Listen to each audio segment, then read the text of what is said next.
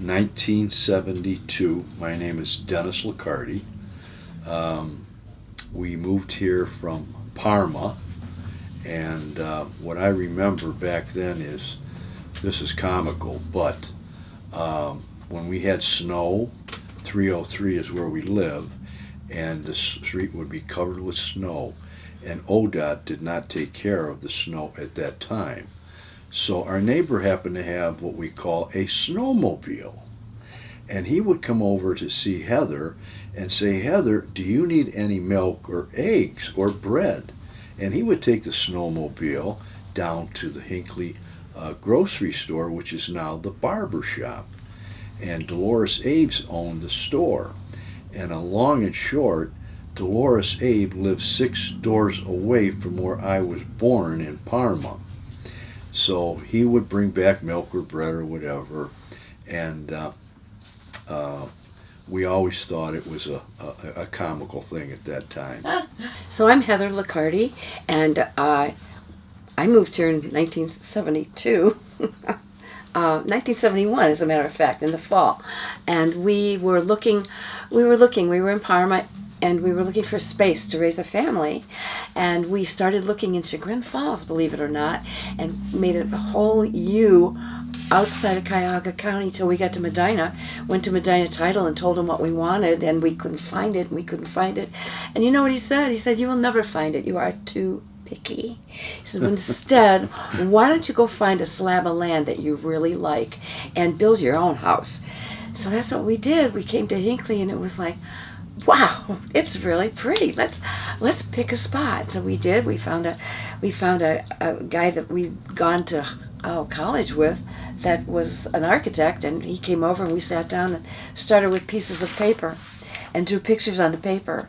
And pretty soon he said, "I got enough. I can make a blueprint." And we found a lot on Center Road and fell in love with it and built the house. And I'll tell you what, it's been 50-something years since 1971, and we still like that same house because it's what we wanted in the first place. So it's one of the reasons why we love Hinckley. Well, I remember the Hinckley Tavern. Don owned it. He was an Italian last name. It's very, very hard to pronounce, but it's something like Iscocolama or something. But that's when it was called the Hinckley Tavern, and then it sold, and now it's not the Hinckley Tavern anymore. It's called Foster's. So I remember that immensely, and we still stop there once in a great while. Matter of fact, we were there last night. We have one son, and he went through Highland up until 8th grade. I always remember being so impressed with the small town, lots of bus travel to get to school, and that the teachers were able to do so much with the students. They were excited, enthused to go to school. They went on to whatever else they wanted to do, the next training, and were really good at it because of the basic foundation that Highland schools gave them. And I've always been proud to be the parent of a Highland student. I think if you're going to live someplace and you get involved, then you have a fuller appreciation of where you are when you live. So I was really honored to be recognized as Citizen of the Year for 1922-23. That was it really felt good to be recognized by my neighbors and my fellow citizens. I believe the Hinckley Women's Club was part of the reason, because I was the charter president for that. A few of us decided there was nothing in Hinckley where women could get to know each other and to do something philanthropical for the community, or to be involved in community service. So we developed this with a few women, and it's grown and grown, and that was 1981-82, so that's 40-something years. And Cheryl Velasic and I are the original 2, charter president, charter vice president. We never left. We're still there because we're still doing it, and so are the people that join it. Besides that, in the Chamber of Commerce, the Hinckley Chamber of Commerce, where I just stepped down from being secretary. I taught PSR at Our Lady of Grace when my son was a little kid. Taught swimming with the Metro Parks at Ledge Lake for a while. I'm in the Hinckley Historical Society as a lifetime member, and I was vice president of that for a year. Highland Foundation, he and I are founding members of that. We have our names on a little plaque on the wall in the high school, and I've been involved with their scholarship committee since they started until a few years ago. I'm also with the Rocky River Watershed Council, which is it's a citizen volunteer group. It works with the Cuyahoga County Soil and Water Conservation District, and we kind of educate people about the watershed, because we've got the Rocky River coming southbound through Hinckley and northbound through Hinckley. So some of the things I do with the watershed, I'll help plant trees. Like at Kobach's Field, we planted trees, donated the trees, and I monitor the water in the Rocky River, and so do a few of my neighbors. We'll get in there with the equipment, send the results in, and the EPA will get them and use that in deciding, is this clean? How clean is this water? So far, our part of the Rocky River, the cleanest part of the Rocky River in the whole river watershed. So it's a good thing. I was involved with Buzzard Day not too long after we moved here. And one particular year, I was serving extra pancakes. So I walked up to a table and I said, "Would you like any more pancakes?" And the lady that was there, she said, "Yes, I would. I would like 2 or 3. And her husband said, "By the way, it's my wife's birthday." So I sang happy birthday to her. And he at that time said she wanted to go to Buzzard Day for her birthday. And I said, "Well, welcome." And they came from Georgia. Wow. Stayed in a motel in Brunswick, got up, of course, in the morning and came to Buzzard Day. So I thought that was something. I remember when Heather was Citizen of the Year, and one of the Hinckley residents let us borrow his convertible.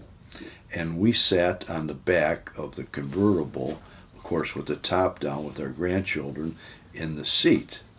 And we rode through the parade and waved and everything. And Heather was very proud of that. But those are my memories. I have seen residences be built and developed, and they're so pretty. They're so spacious, and they use the land so well. It's just a beautiful place to be, and it's getting better. I do think that we have the middle of town, the east side of the middle of town, from the Memorial Park up into the big white building that's Hinckley Ridge Plaza. That area, I think, looks worn out, frankly.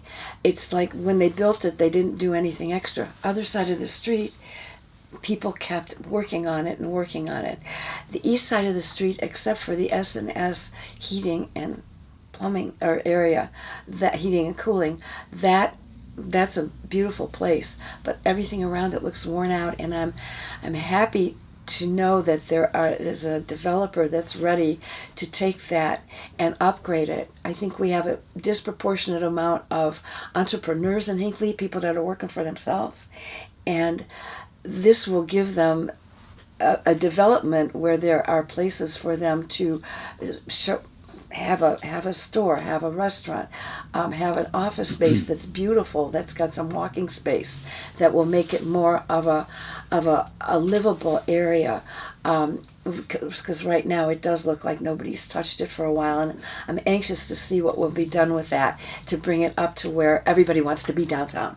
I think we're pretty lucky, because we're smack dab in the middle. We can get to Cleveland, we can get to Akron. I volunteer downtown at Playhouse Square. I can get down to Playhouse Square if the traffic's not there, in 25 minutes from my house, all the way down to the parking garage at Playhouse Square, so I can give my tours and be the redcoat that I am. It's the same thing with Akron. You just get on another road and go down. So I think we are in an ideal location. We have two cities that offer an awful lot to the public, and we're able to grab the best of both of them. I would recommend any new people moving into town to stop by Foster's in the center of town. And have maybe a beer or an iced tea, and meet your neighbors. They're always there. Thank you. I think that's a good idea, too. And I would want to say one thing, that if life is not a dress rehearsal, And if you're going to move into Hinckley or be in Hinckley, do something. Get active. Your attitude is everything. And if you've got an attitude toward, wow, I want to jump in and help out, or I want to jump in and change this a little bit, do it. Have that positive attitude going. I'm Ron Batke. I'm 82 and 11/12. I came to Hinckley because my dad was raised here, and we bought a farm right down the road here. 1941. I'm Tom Minch. I'm 77. I've lived here my whole life. My parents moved here from Cleveland in approximately 1942. They bought a piece of property down on Ledge Road, just east of Ridge. He bought that because he wanted to start a nursery. Well, I started in Hinckley School. I was 6 years old, first grade. Went through the 5th grade, and then we became Highland School. There was a consolidation. I went 6th, 7th, and 8th grade, still in Hinckley. And then at 9, 10, 11, 12, I went to the high school down in Granger. So I went to Hinckley from 5th and 6th grade, and then 7th and 8th grade were junior high school, which was actually the old high school that Ron went to, because they had just finished building the new high school. The general subjects back then were just like any other elementary school at the time: reading, writing, arithmetic. Community-wise, I was in 4-H and Cub Scouts, and I wrestled in my senior year. That was the first year that Highland had a varsity sport of wrestling. In our senior year, we went to New York City for a week. We ran the refreshment stand, and whatever the profits were, we put towards the trip. Went by train from here to New York City for a week. I don't ever want to live in New York City after seeing it, but anyway, a bunch of farm kids going to New York City is like... Quite an experience. Well, it was fun. We went by train and of course back the same way and saw a lot of things that just unbelievable what they do in New York, that some farm kid from Hinckley, a whole different world. First field trip I remember from Hinckley Elementary was with Mrs. Schindelholz's class. One of the things she was trying to teach us was financial responsibility. So one of her favorite things was to have you start a savings account so that you could save up for gifts for Christmas or for Mother's Day. And I remember her taking us out to Medina on a field trip to buy little odds and ends to put in a Easter basket or in a Christmas basket. So that was the first field trip that I remember taking on the bus. And then in high school, we went to Stan Hewitt.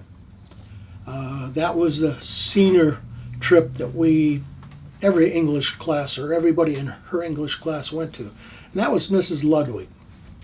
She was another one of the old standbys at Highland. I mean, very solid teacher, very good, very likable. And again, one of the traits I have to say that I recognized in all of my education at Highland was the dedication of the teachers here. Because they lived in the area, they weren't being paid a lot, they weren't running off to the bigger districts, but they dedicated themselves to the kids of Hinckley and Granger and Sharon. I worked at the boathouse at Hinckley Lake. Packed bait, sold fishing licenses, washed dirty boats if they got mud in them or something of that nature. And I loved it. I'm an outdoors guy, hunting and fishing, and everyone other than Sunday was date.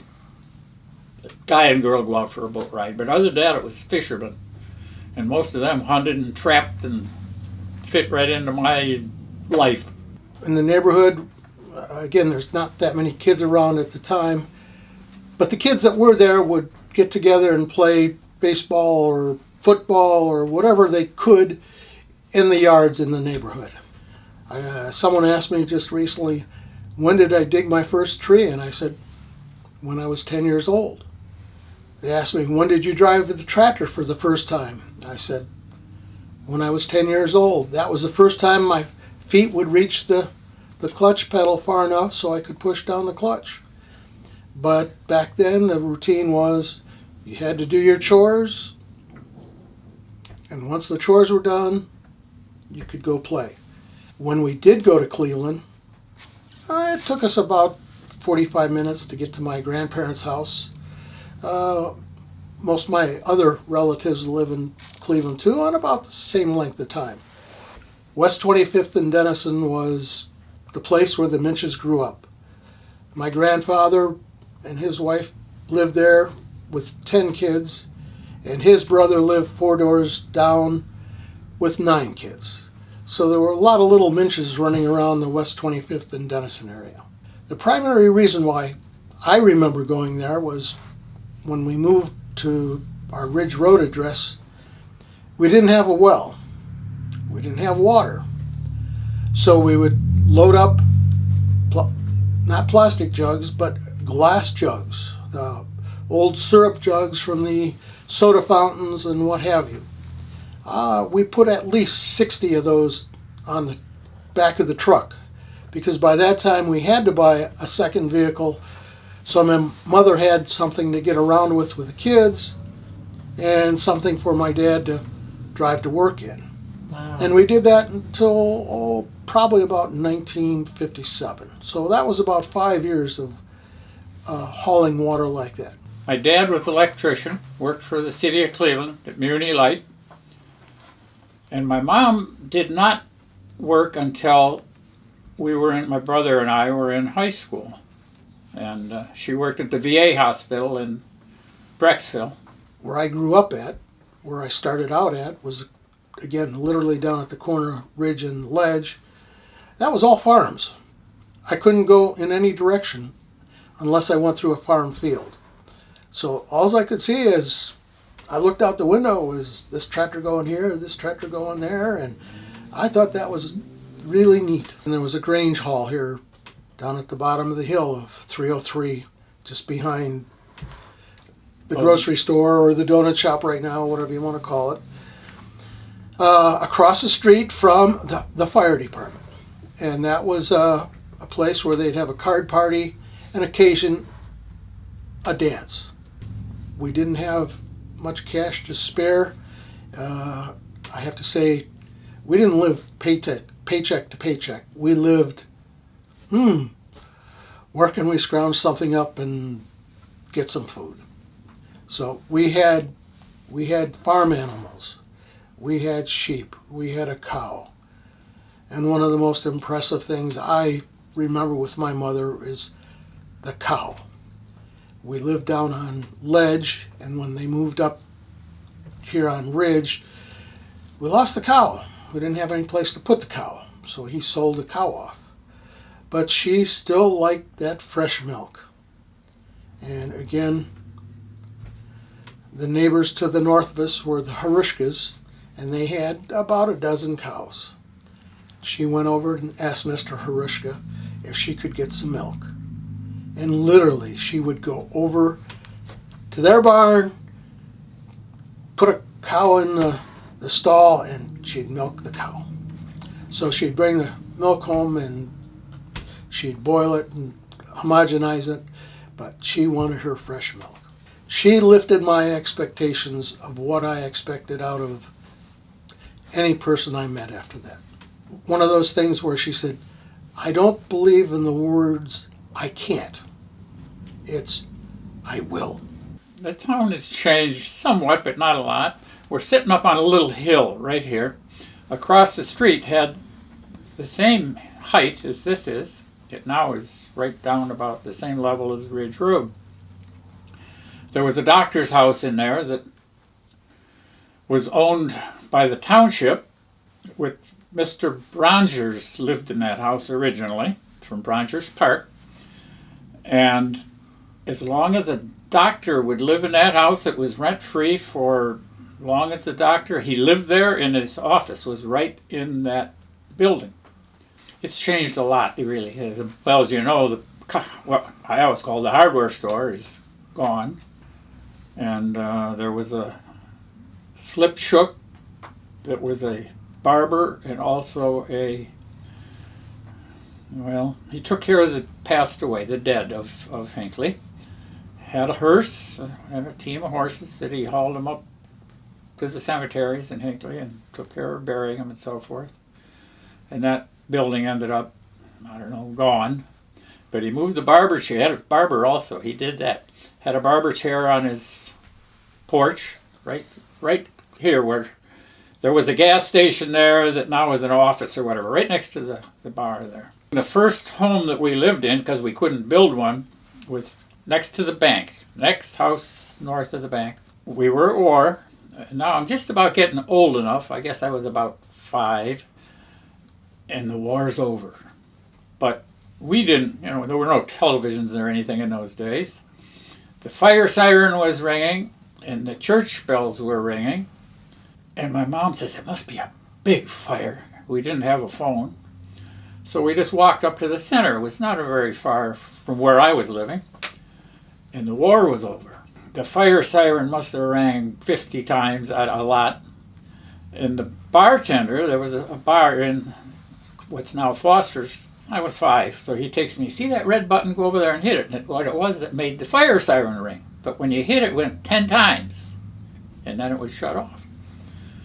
And if you were inside, which nothing in there that I could do in the bar, but there was a lot of people. I'm going to say 50, 60 people. The war is over. Everybody's happy. A lady from down the street, Mrs. Wheezybound. Ridge Road now was a paved road. There was no interstates.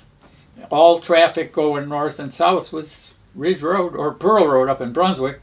And here comes a truck up Ridge, heading south. She got up there in front and stopped him. And then there's a lot of people there. What is she stopping that big? They didn't have, in them days, power steering and things didn't exist. This is 1945. She says to this truck, he stops and he goes, lady, what are you doing here? She says, the war is over. Get out of that truck and dance with me. And he did. The town went crazy, applauding. First, I'm sure they didn't have radios in the trucks during the war, if ever, at that stage. The two of them right in the middle of Ridge Road, right here. The town loved it. I would say there were 2 major construction projects that I went through here. One, they lowered the height of Ridge Road approximately 4 feet, going north and south. There used to be 2 dips going south. And when I say dips, I don't mean just a little bit. The first one was about 50 foot deep, and the second one was about 30 foot deep. Pretty treacherous. So they literally leveled out Ridge Road to the south. I have to say, back then, Hinckley was a no traffic light town. Top side. After they did that construction, we turned into a 1 traffic light town. And at 6 o'clock, it started flashing caution both ways. But that was the first traffic light that I remember in Hinckley, which was about 1960. We still had a really, really crazy route going to Brunswick. You had to head west on 303 and wind up the hill to the top. And literally, when you come back, you had to come down this hill with treacherous turns, and you had to be pretty good at negotiating turns because, again, you could drift over center real easy. They straightened that out. I don't even know if anybody remembers traveling through there, but I remember riding my bicycle up and down that hill before they did the project. And that was one of the greatest things they ever did. The one negative they had out of that was you used to be able to get into the town hall both from 303 and Ridge Road. They had to eliminate the north driveway. So now you can only get on in and out on Ridge Road. There were two other construction projects in Hinckley that I thought were major. One was down at the corner of Ridge and Ledge. It used to be where you'd be able to go south on Ridge Road and literally ease to the right. It was a curved street going towards Medina. And if you wanted to go south, you had to kind of ease through a Y intersection. No traffic lights. There was only a stop sign coming south on 3 for people to stop. They still had that little cross section of Ledge and Ridge, but that was kind of a gravel road right there. The bridge at the bottom of the big hill on the east boundary of Hinckley. That used to be a one-lane bridge going down. And Ron mentioned about the doctor living here and working here. Well, that was Dr. Wagner. I have to say I know him personally because he delivered me. He was my family doctor. And yes, he stopped working here because they shut the bridge down. And he lived in Peninsula. He was one of the doctors that would literally come to your house. And that's not one of the things that happens these days. But one night he was returning home from the hospital, and as he went down the big hill on 303, he fell asleep, crashed, and was killed at that bridge down at the bottom of the hill. That's sad. It was after that that they finally rebuilt the bridge and made it a 2-lane bridge. The one thing that I remember most about downtown Hinckley growing up was there used to be a little shop right across from the elementary school called the Humdinger Shop. That's where kids could go and get a snack or what have you after school or what have you. And yes, they had shakes and ice cream, potato chips and all that good stuff. But about the same time I started the elementary school, that closed down. And that turned into a combination barbershop, beauty shop. One side was the barbershop, one side was the beauty shop. That went on for a few years, and then that changed. Eventually, Strongsville Savings came in and took over the whole place and built a bank. In where Hoppy Dudes is, literally a garage car dealership. That was Heinzelman Chevrolet. You could buy a new Chevrolet out of the showroom, which was a one-car showroom here on Ridge Road. Mm-hmm. We used to have a trapper Outfitter? Paradise outfitter. I think it was A.O. Smith. He would buy pelts from the people around Hinckley who would trap, hunt, or what have you, and he'd cure them and sell them. When I first remember downtown Hinckley, there were no gas stations here. But they built a gas station right next to the bar, Foster's, and that was the Shell gas station. Many years later, about the late 50s, maybe 60, they built a Gulf station. And that replaced one of the heating and cooling specialists that we had here in Hinckley, and that was Dick Babcock. For years, he would take care of people's plumbing, heating. We didn't talk about air conditioning back then because that was a new subject, and nobody in Hinckley could afford air conditioning. The post office moved from right next to the parking lot at Happy Dudes. That's where S&S, it was in between S&S Cooling and the gas station now. And Henrietta Vaverka, who lived at the corner of Ridge and Ledge, was our first postmaster. And she built a very good rapport with the people of Hinckley. The biggest change I remember with the post office is we all got street addresses. We got numbers. We got names to roads. Up until that time, it was County Road 44, County Road 62, County Road 48, County Road 63. When the post office opened up their new building on Ridge Road, Old Phoenix rented half the building and we had a bank. And that was the first bank that I know of in Hinckley. And then another part of Hinckley that people don't consider that much is over at Bennett's Corners.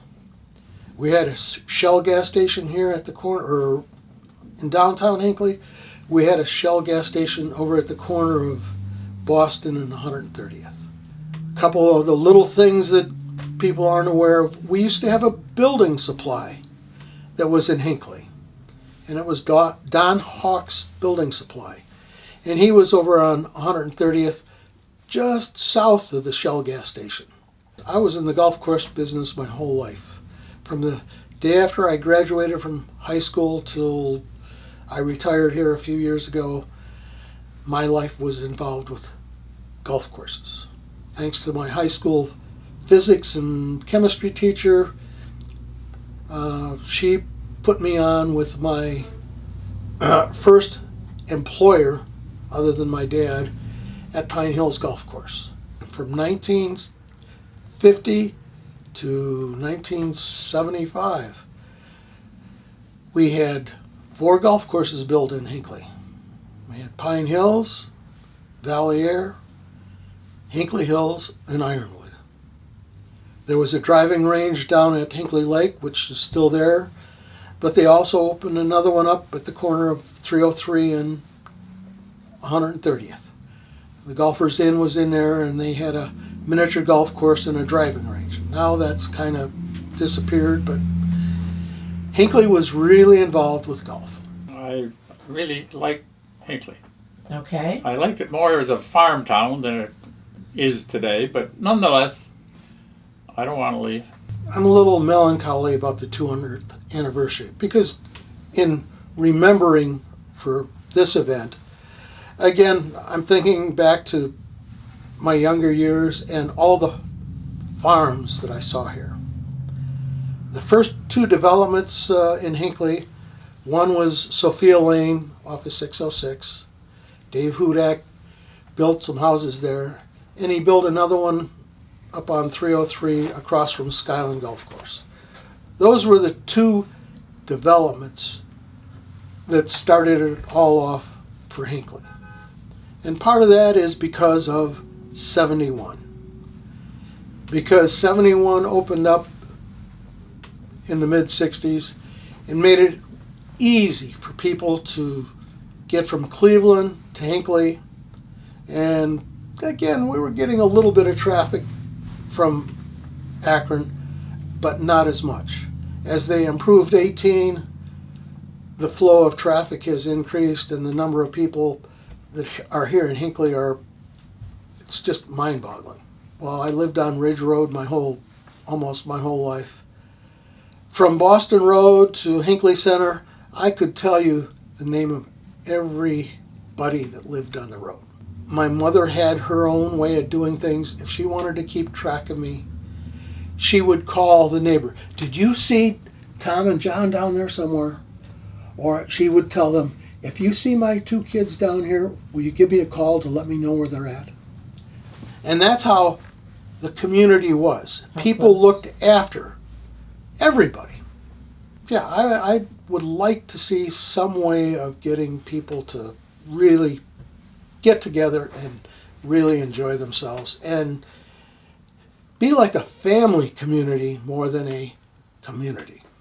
My mom and dad bought the farm in 41, and there had been a house in front of where the house is now. It burned down in 1898, and there was an orchard connected with that house that burned down, and a well, and of course an outhouse. And when we bought it, there was a basement there yet, but just cows walked around it or whatever, but it was. And my dad said, well, we got to get rid of those stumps out in the front and so forth. So my mother's father, my grandfather, was a gold miner up in Alaska, and he was a dynamiter. So he says, well, we'll get some dynamite and blow those stumps out of the ground. My dad worked shift work up in Muni Light, so he and my grandfather talked, well, we better have maybe 20 sticks of dynamite and so forth. And our constable in town, a fellow named Joe Keelick, he, in addition to being a farmer or whatever, he was the dynamite dealer. And I had, by then, again, you didn't need to have a driver's license to drive a farm truck. Dad says, well, go see Joe and get some dynamite. Joe says, are you blowing things up or are you blowing them down? Well, I understand blowing up. Blowing down means you want to dig a ditch. And the chemistry of this dynamite, it was such that it blew down to make a ditch, or obviously it's just the opposite, to blow a stump out. Now you want electric or you want a fuse that you light with a match and it burns? Well, just something you'd light with a match, okay. Now I'm like 10 years old, driving this truck. Joe was our local constable, but I knew him, and of course he knew the family, whatever. Anyway, okay, well, you put the dynamite up with you in the cab. In the back, the caps that set it off, you don't put them together because you're going to have a kaboom. So Joe says, now I'll be listening. How many times that kaboom is, make sure you use it all up. Don't store the sum, well, I'll get to it next year or something. He wanted you to get rid of it. Blow up, oh, it's the right number of stumps. Okay. So my grandfather was this gold miner. He knew how to charge and everything. And we start blowing out stumps. It was on a Sunday. Then after we kind of finished, the preacher stopped here from the Lutheran church. So you're blowing some stumps out, huh? Yeah. He said, could I ask a favor? He says, could you do it a day other than Sunday? He was preaching for that. Never give a thought it was Sunday. Then he's reading along and boom! We're only right here and the church is just, I'd appreciate it if you did that on a different day, My name is Wayne Carsten. We moved into Hinckley September of 1971, so I just started school, 3rd grade. It was a nice area. My dad liked it. He built a house here and then came back after he found some acreage because my mom and dad raised horses, they boarded horses, they trained horses, so that was a big to-do. My name's Martha Dannery Catherwood. We moved here in 1964. My dad worked at a radio station in North Royalton, so this was an area he had looked at for a long time, and we found an old fixer-upper on what was then Mattingly Road, now is known as Eastwood Road. As a kid, I really didn't pay attention to the government. That's fine. Or the social life, because I really wasn't out and around a lot of people. I do remember the one place we used to go to a lot was the hardware store. And I was kind of dismayed when it actually left, or when they closed it down. Local government. Well, It was it was usually like who you called for a favor. That's when we thought about it, or who. I mean, our roads didn't get plowed back then. Our roads barely got or they weren't even asphalt. They were tarred, and we'd pop the tar bubbles coming home from school. So there wasn't much thought to that. As far as social, as we got older, we played youth sports, and so that, there were a lot of kids and families that we associated with. And then I think it was probably around 1967, Our Lady of Grace was established in Hinckley, so both my parents were very active in establishing a parish here. And for several years, the parish was located in the elementary school. And then I think might have been 69, 70, might have been early 70s that the actual church that we're familiar with was built. But so there were a lot of families that we were associated with through those two things. I had 3 children. 2 of them actually went into the sports. Jeremiah was graduated 2014, and he was a goalie for Highland. They did real well his senior year. I think they went 17 and 0. Yeah, so that was pretty neat. I worked with him in soccer since he was the age of 5. I started working with at the age of 6, 7, and then she played soccer initially, and then she went into rugby. I have 2 sons. Ian's the oldest. I can't even remember when he graduated. I think it was 2001 or 2002. It's terrible. But he played golf, and then he was actually on the first club team for rugby that Mr. Warmbrodt put together back in the day, and that was quite an experience. And I continue to hear about that, things I don't want to hear sometimes. But and then my younger son, he and his friends they liked mudding, and they liked their bikes and their dirt bikes and cutting wood and stuff like that. He was never really into sports. We were very involved with baseball, and my brothers in football, and back then there was no Recreation Association of Highland. It was just Little League or ponytail baseball. And so Pee-wee football. Pee-wee football, yeah. I mean. My brothers and my sister was a cheerleader, so they were real active with that. And then with my kids, I was active with the PTO. I was active with church, coordinator of T-ball with Ra, just the Township Chamber Women's Club, kind of name it. Everybody has their turn. Buzzard Day was a big to-do. We didn't spend a whole lot of time coming up to it because you get people from out of town come in, and you didn't want to be around a big crowd. The bicentennial was a big thing too. Yeah, it was the 150th, the sesquicentennial that you remember probably, right? In Yes, 75? I'm sorry. Yep. Yeah, 1975. And that was like Wayne said, that was a really, really fun 3-day event where they closed down Ridge Road, and there were just a lot of antics. I don't even remember because we were kids, and I was in high school. You were probably, in middle school maybe? I was still in elementary. Elementary school. But that was a lot of fun to do. And as far as Buzzard Day, our family didn't really go to Buzzard Day. No? We didn't do that. And our biggest thing was we had on the house, we had a big old bank barn.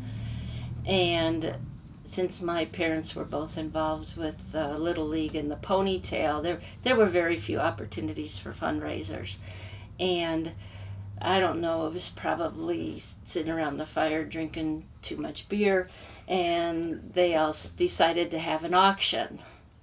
And so, of course, my dad, again, probably too much beer, decided to offer our home, our barn and our home for this weekend-long gathering.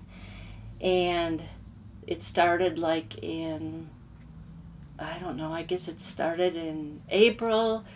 People just started dropping things off at our barn. I mean, you name it, anything you could have imagined.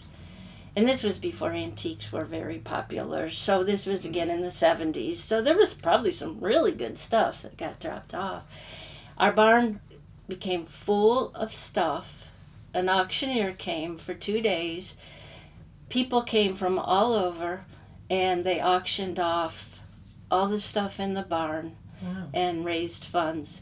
And that drove my mother, I think it was 3 years that happened. I think my mom put the kibosh on it because we were always left with, one year we were left with a one-horned goat, 16 cats, 2 dogs. You know, people would start dropping off animals to be auctioned off, and nobody wanted them. So we always got left with all the animals there. But it was a lot of fun.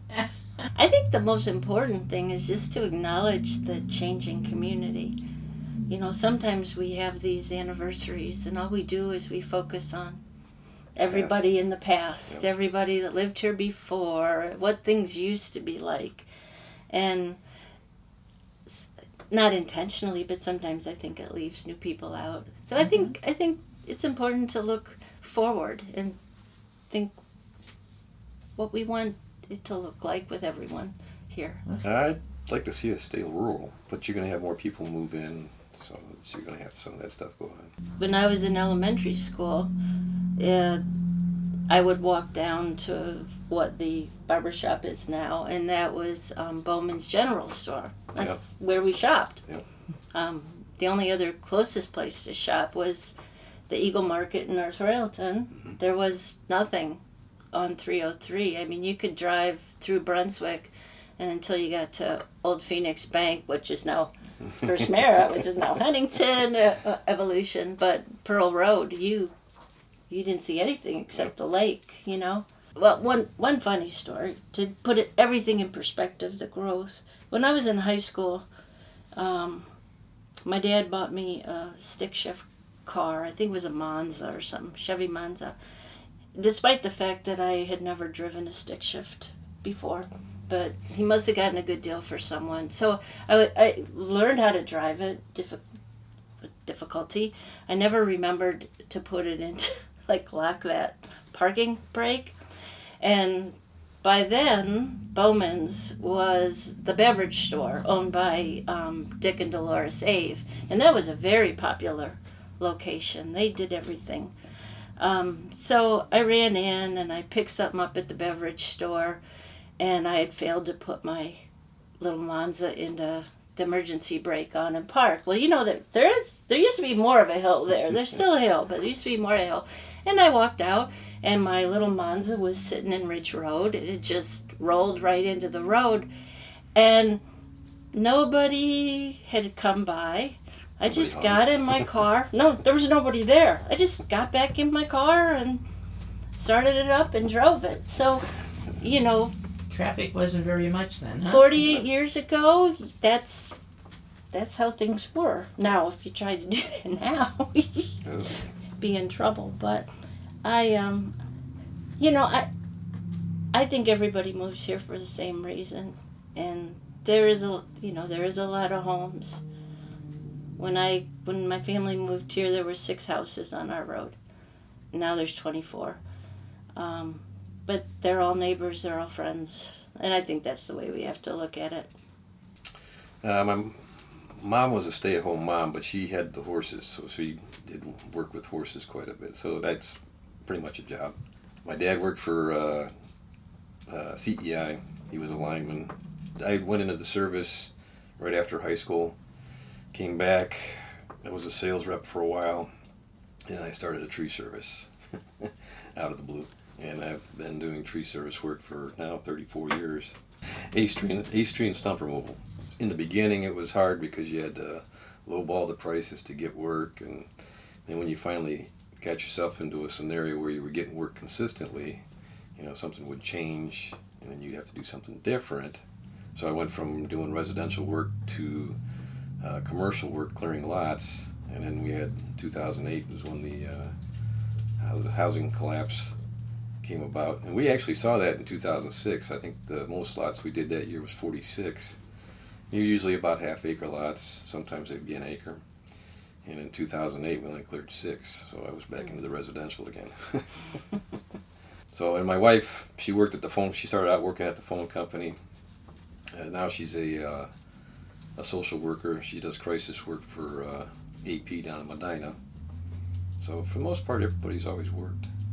My dad worked as a radio announcer. Growing up, primarily, he was a newsman, and my mother was a RN. She was a stay-at-home mom early on. There's 4 of us. did go back to work.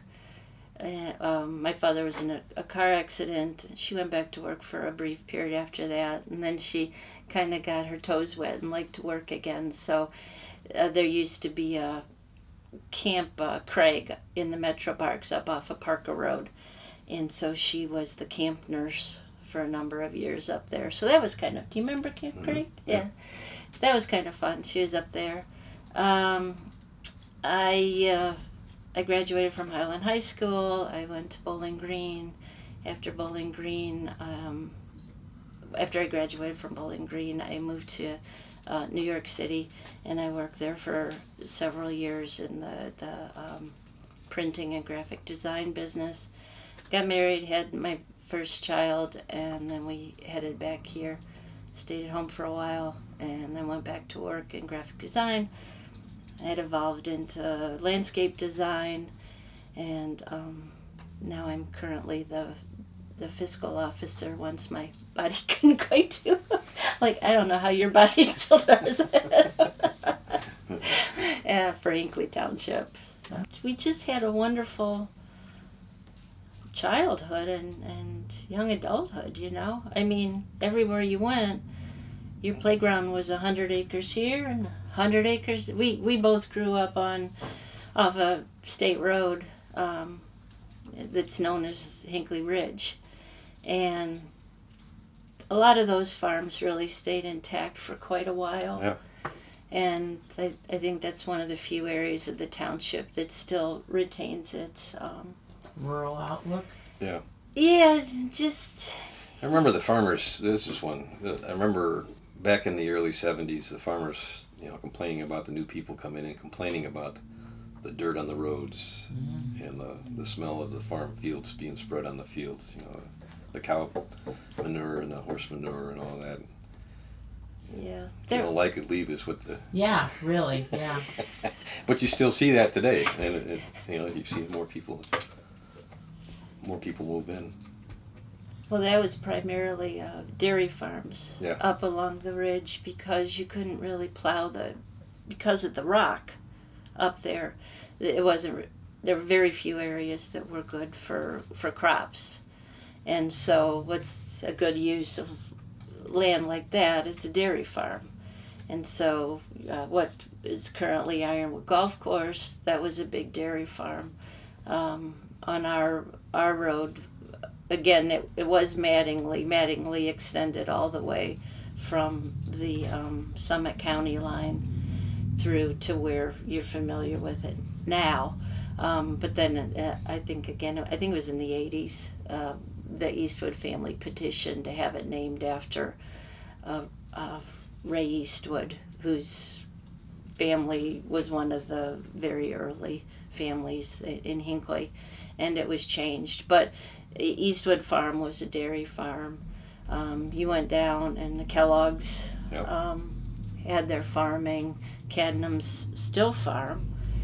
They used to have a corn stand. Yeah, and pumpkins. Remember the pumpkins? Yeah. Yeah. But then, as Wayne said, times change and homogenation changed. The rules of being able to sell milk, all those regulations changed, and it became difficult for a farmer on 100 acres with a herd of 60 cows to really comply with a lot of those things, and the land became more valuable to lease for farming or development. But growing up, we had 3 cars a day that would go on our road. We had the milk truck in the morning. The mail truck. We had Mr. McLemore was mailman, and then we had the milk truck picking up the evening milk, and that was it. And that went on for probably into the 70s. James Kamps. I lived in Hinckley actually all my life, but I Granger Township, which is on the south side of Ledge Road. I'm Alan Bowman.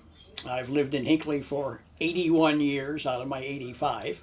went to school in Brunswick because we were in the Brunswick School District. I run businesses here in Hinckley, and it's been a great place to live. I started at Hinckley Elementary School when I was 5.5 years old. And in 1952, the schools consolidated. Hinckley consolidated with Granger and Sharon, and then became the Highland School District. The Brunswick School District comes into Hinckley Township by a half a mile. And so therefore we were within that half mile, so we went to Brunswick School. Well, summers, there again, growing up on a farm, we were busy, plenty to do on the farm itself, and of course yard work as I got big enough, my dad bought a power lawnmower finally, and I was able to run that, and kept busy around the farm. Later on, as I got older, I did do some odd jobs, went to the neighbors, mowed lawns and such as that. Right next to where our current property is was the original Bowman farm, which was purchased in 1914. And that was 94 acres. Then in 1933, they bought an additional 14 acres, which then made the farm 108 acres. I can remember 4 and 5 years old helping Grandpa actually plow the fields with horses. There were tractors in those years, but they were, not what we see today. In the early years, in the late 30s and early 40s, my grandfather had what was known as an egg route. And in those years, you got to remember Cleveland was 1,000 miles away, kind of thing. No 71s and interstates and things like that. So we would load up the once a week, and every week, once a week, usually on a Friday, load up his old vehicle, which is an old pickup truck, which was really old in those years, and with fruits, vegetables, eggs. Chickens that were what we call dressed. In other words, they were then killed and ready to sell to the customers in Cleveland, and we drove that 25 miles into Cleveland. And during the summers, when we got to be teenagers, we of course worked on our own farm, known as Hillside Orchard. Yeah, when my grandfather died in 1948, the 94 acres went to the oldest son, and the 14 acres went to my father. And at that time in 1948, he named it Hillside Orchard. Usually starting in October, I would sell Christmas cards. I had a bicycle, and I had made a little trailer, single axle trailer, attached the handle to the back of the bike, and I would ride up and down 303, stopping at the various homes and selling Christmas cards. Back in those days, parents did have a car. And most of our main shopping, big time, was to go to Akron.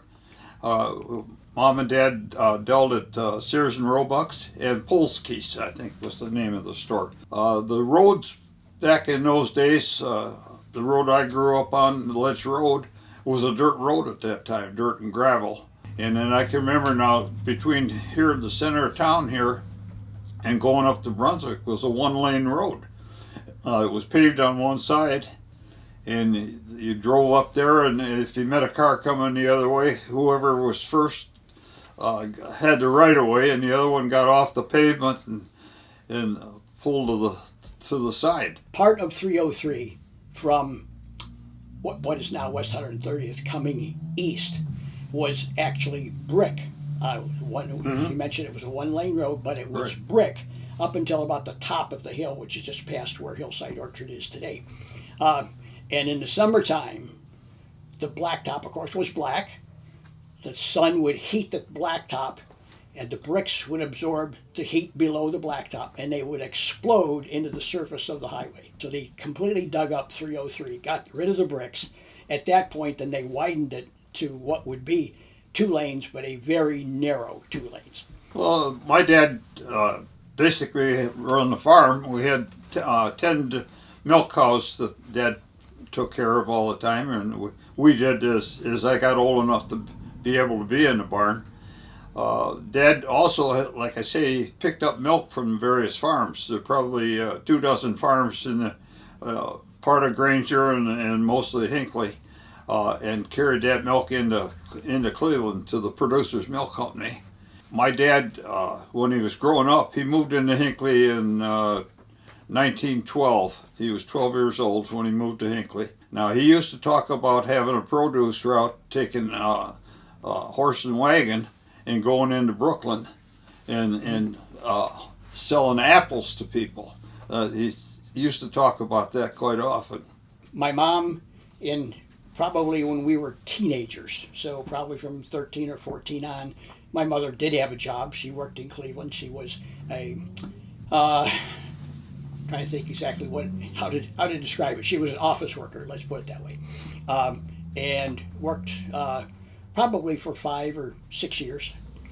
This was all in anticipation. I have 2 brothers. One I already mentioned, Wayne. I have a younger brother, Tom, 7 years younger than I. And it was always their plan that the 3 of us would go to college, which we ended up doing, of course. But they both worked to that end. And the main reason that Dad continued to farm through the years, it's actually the income from the farm that put the 3 of us through school. She graduated valedictorian of her class here in Hinckley. And then the 3 of us then went on to Brunswick, and of course graduated from Brunswick and went on to the College of Worcester. Mom participated. She was raised Catholic. My mom was, but later in life did not participate in Catholic. Although Mom spent a lot of time at the Lutheran. Well, it was a community church at that time, Hinckley's church, and then it became a Lutheran church. We were in Boy Scouts. My brother, 1 year, Wayne, 1 year younger than I, participated in scouting. Not Cub Scouts, because at that time there wasn't really one here in this area, but the Brunswick Methodist Church sponsored a Boy Scout troop, and we were involved with scouting for probably 8 years or so, probably 6 or 7 years. We both advanced to, we were within 3 merit badges of getting our Eagle Scout classification. At that point, the troop folded, and therefore we never made it to our Eagle Scout ranks. But all those years in scouting prepared us for for life today. It was really a tremendous experience. In Hinckley, everything that was there is gone, for all intents and purposes. The school has changed. It's like they started out, it was a wooden building and a brick building in the front. Across the street from the school, the young couple built a small store where it's now the dentist office today. That building was called the Big Dipper, if I recall correctly. So. And that was catered primarily to the high school kids and school kids that were in the area. They had hamburgers and ice cream, such as that. That went along pretty good up until the school put the kibosh on and would not allow the kids to go across the street to get their lunches or anything. And that pretty well ended that store as a store. Next to that, on the north side, was the Lutheran Church. As Al said, there was a wooden building that took a lot of work, and a lot of folks, community work. Everybody worked on it. Everybody that went there worked on it. Even though my dad was not necessarily a member, but he did a lot of work there, along with other people. North of the town, the people, Elm Farm Dairies out of Medina bought a piece of property, and they developed a small small store that sold milk and cheese and ice cream and other a few general items. What is now the tavern was a general store run by the Grange, if I recall correctly. I was trying to think of that too, Jim. Yeah, it was a Grange store for a short period of time. Right. And that building incorporated, it was a Grange store on one side of the building. The other side is what is now the tavern. And then my understanding that there was a barber shop connected to that building and an ice cream parlor connected to that building. The Bowman's General Store, they sold, they had a butcher shop there, and it was mostly canned stuff and paper, cereals, kinds of things in that.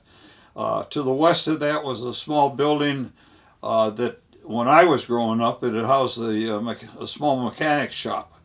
Now I understand that history tells us, Hinckley history, and that was the start of a company called Dunham Disc. One particular way back. Going up the hill, there was a one-lane bridge on 303, and then a crooked road going up the hill. It was fairly dangerous when people drove at any rate of speed.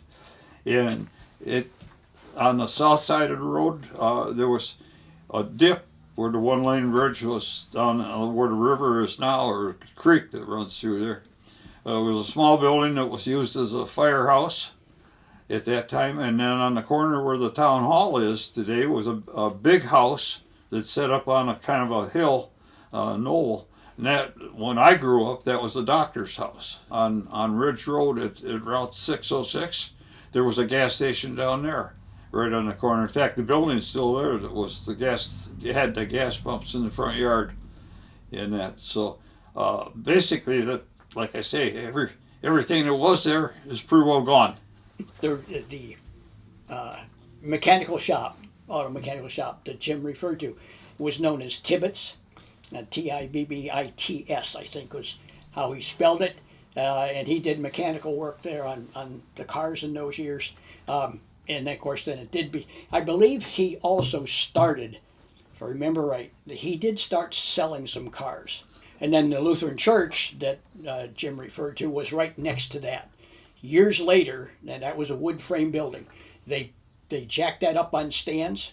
They moved that building down Route 3, going south to 303, made a left going east, and placed that frame building where the Lutheran church is today. The Bowman's General Store, as Jim mentioned, sold just everything you needed in the way of food in those years. A lot of it was, of course, processed, canned, and in boxes and things like that. Not as much fresh food like we have today. Bowman and his wife, Glenn Bowman, and his wife lived up on the hill that Jim referred to. Now, of course, it is a cut through the sandstone hillside there. But before that, it was a big S curve, and it was dangerous traveling. So you crossed the one-lane bridge, that is where the creek is now, traveled that hill and made the S-turns all the way to the top. And Glenn and his wife lived in one of the houses on that side. The Lutheran church, the pastor at that time was Reverend Lansbury. All right. You may remember that. Where the Bowman store was and is today, they had added on to that a section, a small building to the would have been to the north side, and that had a number of businesses over the years. One of the business was the dry cleaners. There was also, I believe they had, maybe that was ice cream at that time also.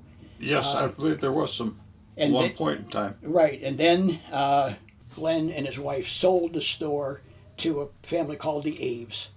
And the Aves continued to run the store, similar to what the Bowmans had. In 1973, a tire business went into that shop, and that tire business was mine. It was called Hinckley Tire. I had worked for Goodyear for a number of years, and eventually ended up having my own tire business. And my wife Judy actually ran that store. We did not mount tires. There was no place to do that. But in those years, people would like a deal on tires, so they would come in and buy the tires, take them to the local gas station, and have them mounted at the gas station. Well, in those years, there was no such thing as a woman selling tires. That just was not something that people did. Yet Judy did. She had a personality that you just melted when you saw her. And so these guys would come in and they'd see Judy and they'd say, to themselves, I'm going to buy tires from her. She rarely lost a sale. They walked out with the tires and then had them mounted. A couple of years after we started that business, we were able to buy another store. This was in Bedford, and it was a full-service store, mechanical work and so on. And so we ran Hinckley Tire with these two stores for about 5 or 6 years until the first oil crisis of 1975 came along, and that literally stopped the world, you might say. people were not driving their cars. They weren't wearing out tires. They were not having to have their cars repaired. So it was a tremendous setback economically for the entire country and the world too, as far as that's concerned. But we had enough, put it this way, enough cash, might put it that way, to make it through the 1975 crisis. We continued to remain in business until 1978, which was when the next oil crisis hit. And at that time, we couldn't make it through. So we were able to just close up the stores, and nobody lost anything.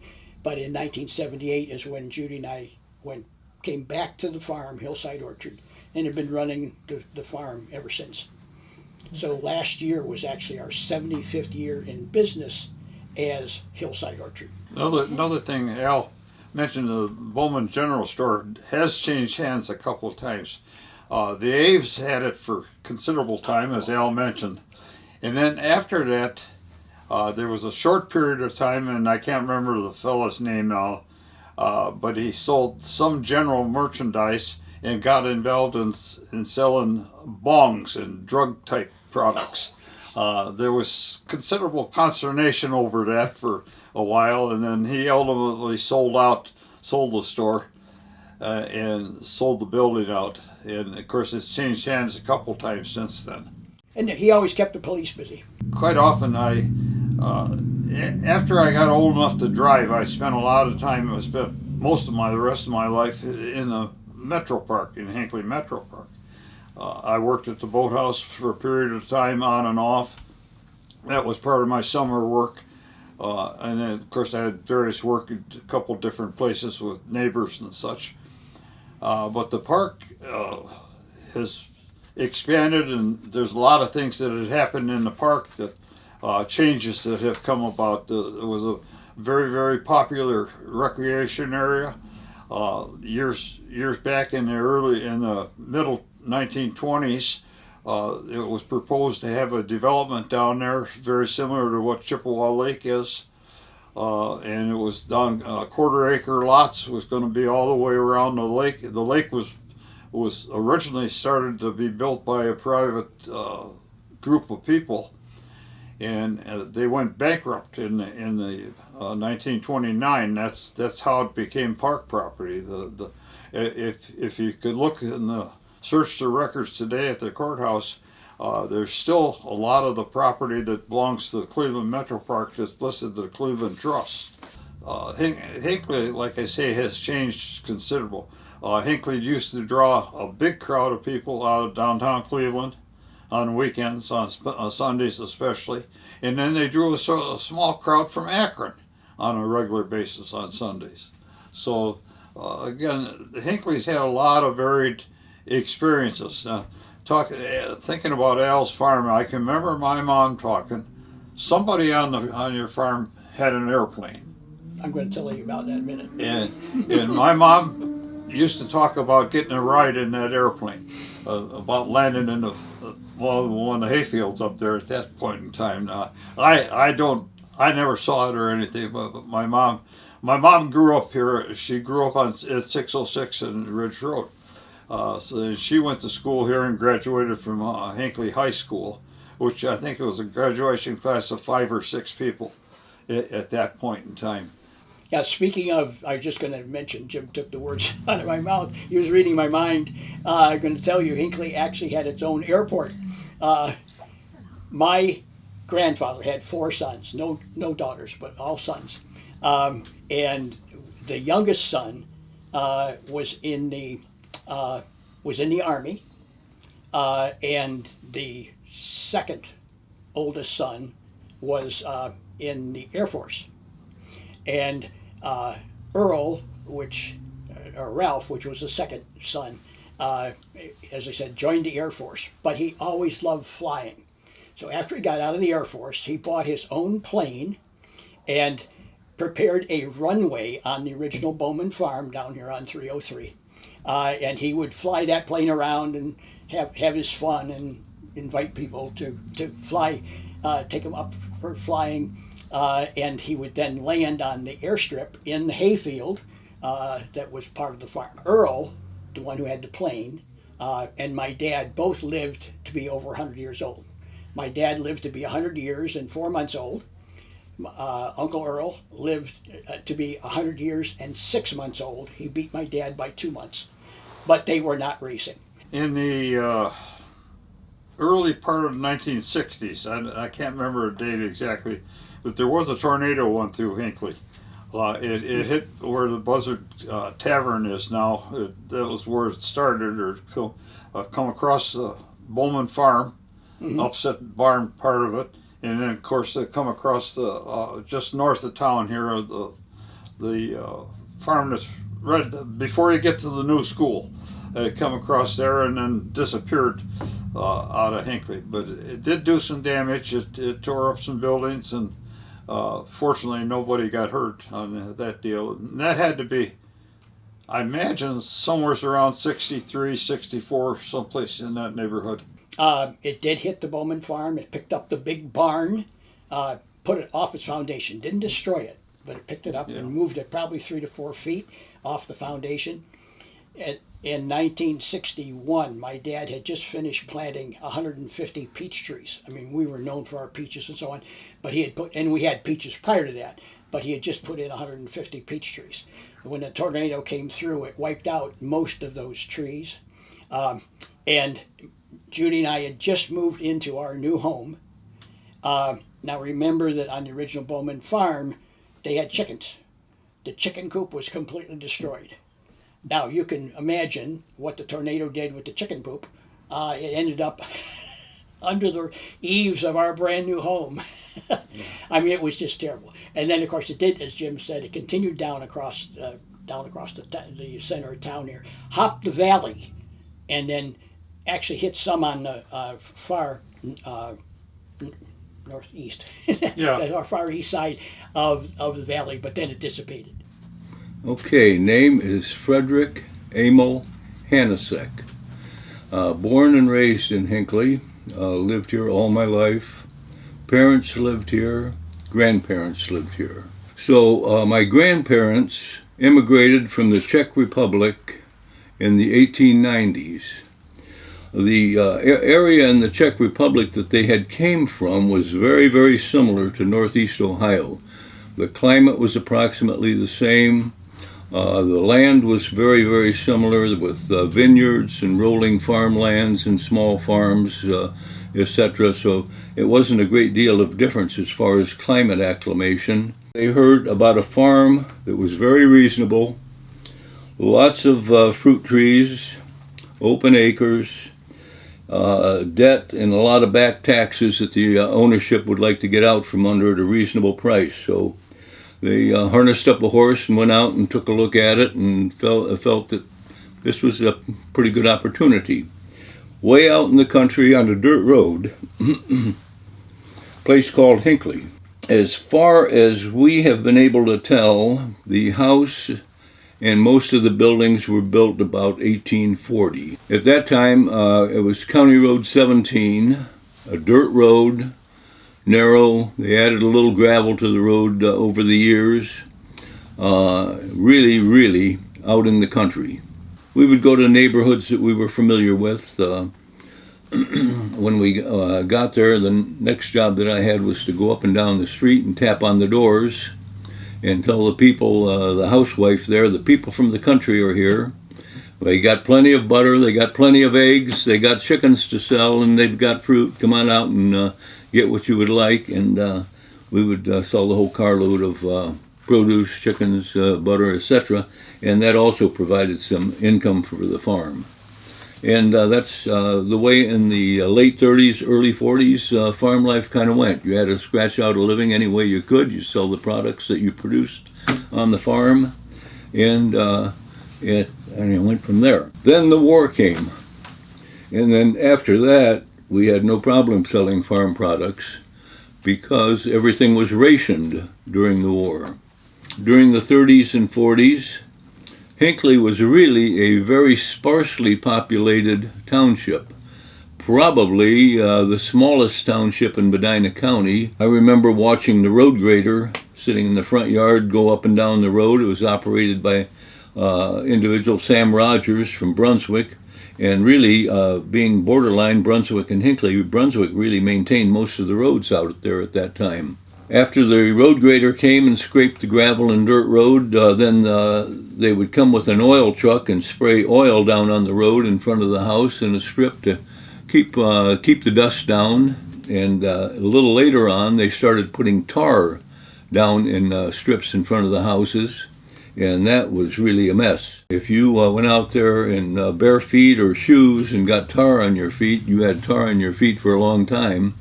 And if you drove a car out through that tar on a warm summer day, your tires were filled with tar, your hubcaps were covered with it, the inner fender wells were tarred, and it really was a messy situation. I can remember as a kid when we would see a dust cloud coming down the road, we would run out in the front yard and see who's coming and who's moving, and that was a event of the day when a car would drive up and down the road. We had delivery drivers, and you knew the names of all the delivery drivers that came, or most of them anyway. For example, the fellow that operated the road grader, Sam Rogers, the mailman that came, Wayne Cadnam. He lived over on Sleepy Hollow and what's now South Carpenter Road. And of course our mail was he followed up with Paul Orchard after that, who was a very nice gentleman. Our mail came through Brunswick in those days, and we were RFD 2 Brunswick in our area.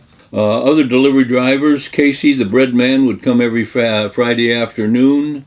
The Watkins man would come once a month with his delivery van, and you would get liniments and different types of medicines from the Watkins man. After the war, improvement projects really began popping up. They had veterans coming back. They had to find work for them. The factories were all still geared up for wartime production, not for consumer good production. So there was a lot of projects like they had in the Depression when they had WPA and so forth for government work. They did a lot of that after the war until things got resituated and people got back on their feet. So I think that probably middle 40s was about when the road was paved up and down West 130th. We started to see some other modernizations too then. Bridges were put in, etc. I actually started school in Hinckley in 1942. I was the youngest in the class and was that way for many years. As I remember, there were 2 school buses at the time. Mr. West was the driver that we had, and he would pick up all the students west of the center. And the other driver, Mr. Kleeman, would pick up all the students east of the center. And I'm sure, as most people know, there was agreement between Brunswick and Hinckley as far as kids being picked up for school. Rather than run 2 buses up and down a road, one picking up on one side, one picking up on the other side, they divided the roads up, and down our way, our bus went down Sleepy Hollow Road pretty deep into Brunswick, all the way down to what's now Plum Creek Parkway, to pick kids up. The first classes we attended in Hinckley were in a white frame wood building that was in back of the brick newer building. It was a square building. When you entered the building, the hallway ran down the center, and in that hallway then you there was pegs, and you hung your coats and outerwear, and left your boots and overshoes or whatever if you had them. And on the right side of the building was the 1st and 2nd grades, and on the left side of the building was the 3rd and 4th grades. Mrs. Schlechte, Laverne Schlechte, was the teacher, and on the left side, the 3rd and 4th grades, Marion Schingelholtz was the teacher, whose family lived just up the road from us out there in the country. There was a bell tower in the school building, and the rope for the bell tower and the bell hung down there in the middle of the hallway. The janitor was a very nice gentleman named Oscar Witt. He'd ring the bell to start school in the morning, and then he'd ring the bell to start lunch hour, and then he'd ring the bell to come back from lunch hour. And the kids would all gather around, and Oscar, can we ring the bell? Can we ring the bell? He was nice enough, he would let some of the kids tug on the rope. And when it came my turn to tug on that rope, I grabbed the rope, and the bell must have been at its far end. Anyway, I pulled hard on the rope, and the bell rang, and then it swang back the other way. I'll be darned, that thing lifted me about 3 feet up off the ground. I was so surprised, and I'm still surprised at this time that happened, and then rode it back down. It was just something that sticks in your mind when you're a child like that. Our principal, Mr. A.J. Call, came to the classroom door and called the teacher, Mrs. Schlechte, out and said, I'm going to see you for a second, and called her out into the hall, and they left the door partially open. I could see out there, and here out in the hall was a soldier dressed in uniform, and Miss Schlechte's husband got back from the service on leave and was getting ready to ship overseas, and they had a greeting, hugged, and boy, it just struck in my mind that that kind of event happened there. In the 3rd and 4th grade, there was maybe 4 or 5 young ladies that were a little bit more advanced than the general class, and the teacher wanted to make things a little bit more challenging for them. So she would get them into conjugating verbs, present, past, and future, and she would put that on the blackboard for them to study. And of course, we would all see what's going on, but wouldn't pay too much attention to it. But that was a little bit more challenging work for them. Then, after we finished 3rd and 4th grade, we went over to the new building, the brick building, and on the back is the classroom for the 5th and 6th grade. Things got a little bit more serious. Over there in the 5th and 6th grade, we became acquainted with Ann Palek, who became Mrs. Shingelholtz, a married name. The Palek family actually was just down the road from where our farm was, down second farm south. So Mrs. Palek was, or Miss Palek was familiar with our family, familiar with me, and she was a no-nonsense teacher. She kept the class under control. There was no visiting, no whispering, no fooling around. You paid attention to your studies. As far as teaching goes, she's probably my favorite and best teacher. Another thing that sticks in my mind, just a little thing there, when I was in the 5th grade, I rode my bike to school. It was a nice fall day, warm day. I asked Mom if I could go and ride the bike. She says, leave early so you don't get there late. Well, I rode the bike, but my dog followed me. Doggone it. And I tried to shoosh it back, and nope, followed me all the way up to school. And it got to the school, and I went inside, and it sat on the front step there looking in the door.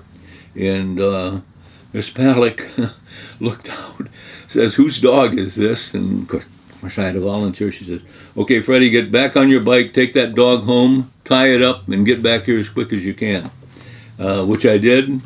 There was never anything other than that said about it. She never followed and said, don't ever do that again, or anything of that nature. It was done, and she was pretty pragmatic that way and understood kids very well. And she would have all the kids from the 2 grades come to her house for a picnic. And I'd say probably 90%, maybe 95% showed up. A few might not have came for one reason or another, no transportation, etc.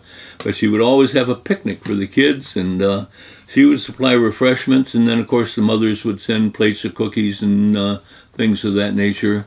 And it was a very nice way to end the school year. We'd play games, Red Rover and Ring Around the Rosie and Kick the Can and things of that nature.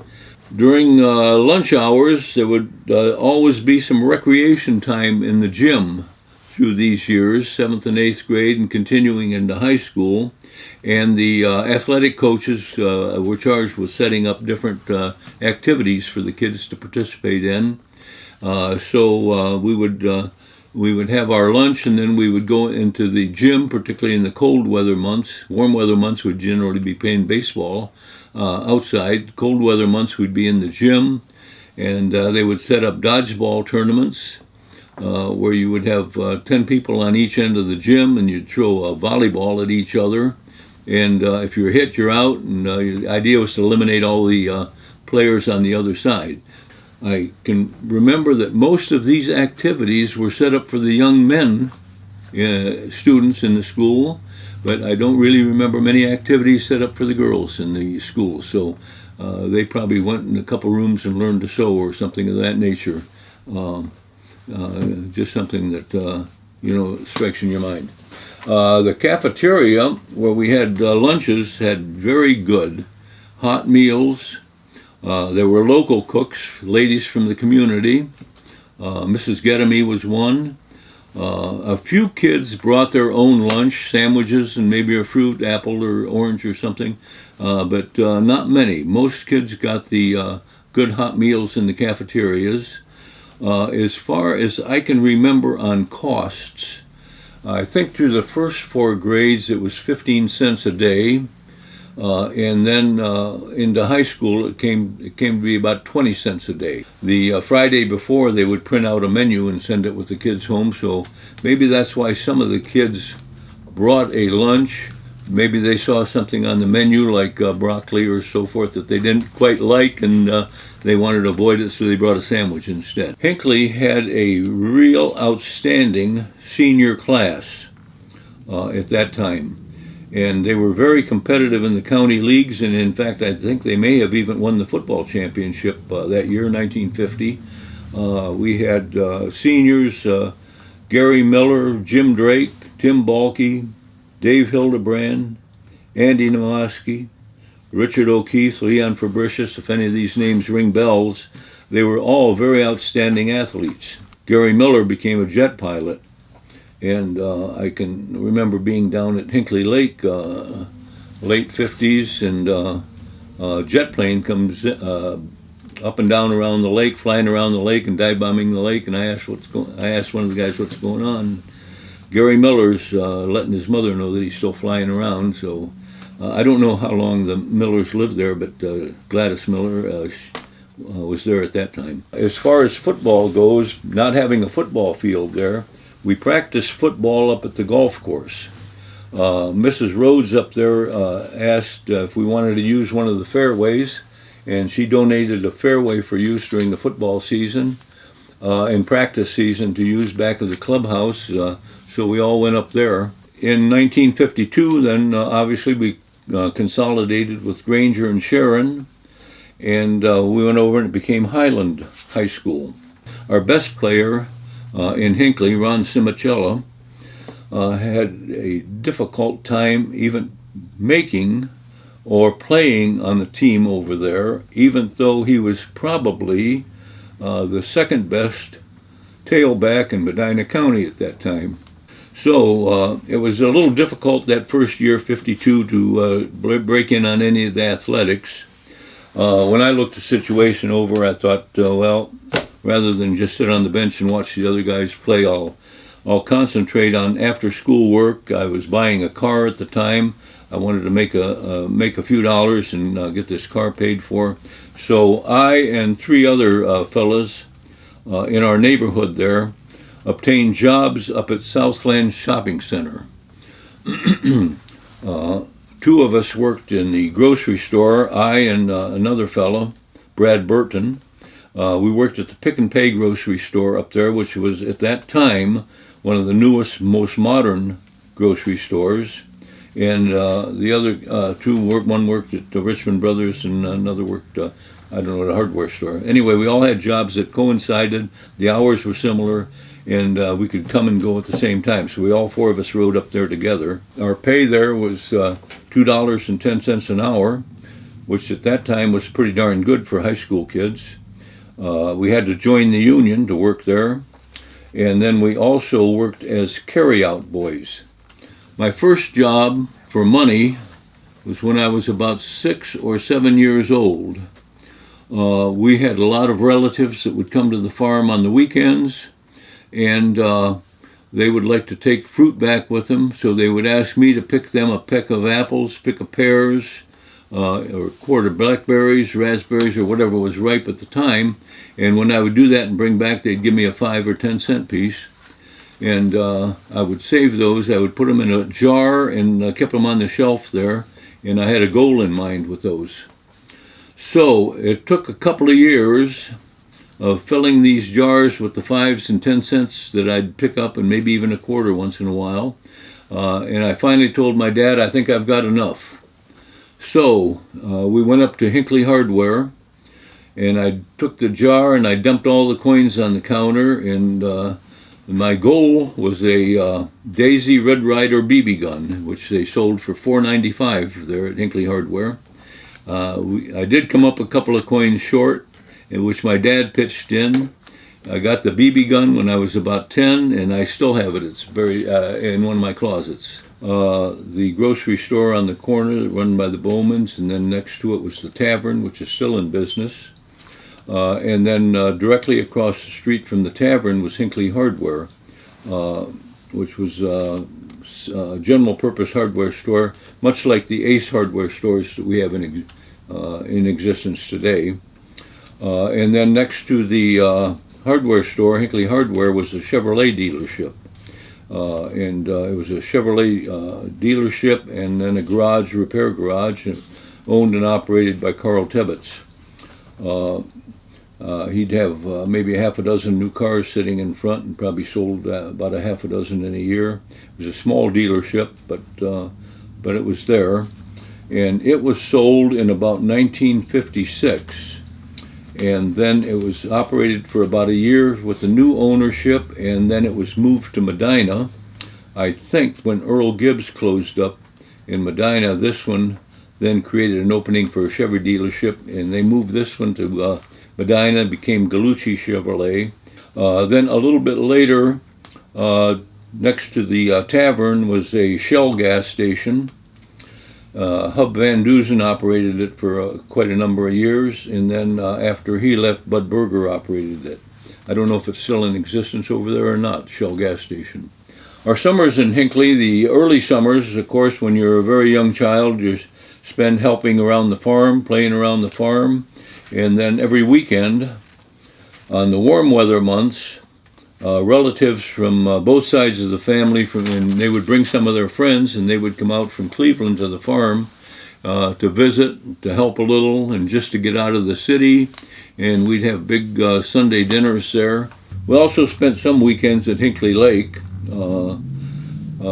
just visiting with the guys that we knew, flirting with the girls over at the pool, play a little miniature golf, drive a few balls at the driving range. And then after dark, slightly after dark, after all the people had left the swimming pool and cleared out of the park and park ranger went home, the guys that had cars would all gather them up there about where the refreshment stand is now, and we'd drag race up, going up the road, going east up to about the first turnoff, and we'd eventually find out who had the fastest car in the group. We peeled a lot of rubber off there on the roads in those days. Those cars were all standard shift, and you could squeal the tires in all 3 gears if you really went after it. During cold weather months, we would trip to Cleveland up these roads nearly every week to visit different relatives, my folks, brothers, sisters, and parents. And then in the warm weather months, the relatives would come out of the city and visit us at the farm. My auto, early 40s. And a little over an hour's driving time each way, not much. There was, of course, no freeways, and you drove 35, 40 miles an hour. You didn't drive at 65, 70 like you do now, where you can be in downtown Cleveland in 15 minutes. We'd also catch, as a kid, I remember catching some events in Cleveland. We'd go to the Ice Follies, the Sportsman Show, the Home and Garden Show. Mostly those were at Public Hall in downtown Cleveland. So it wasn't like the folks were isolated on the farm and never got off the farm. They were adventurous enough to go to the many different events that transpired mostly in the Cleveland area. I think I'm about talked out now. I want to recommend a couple of books that were written about growing up in Hinckley. And you may even have them here at the Historical Center. I don't know. But Herman Botts, who I went to school with, wrote a book, Growing Up in Hinckley.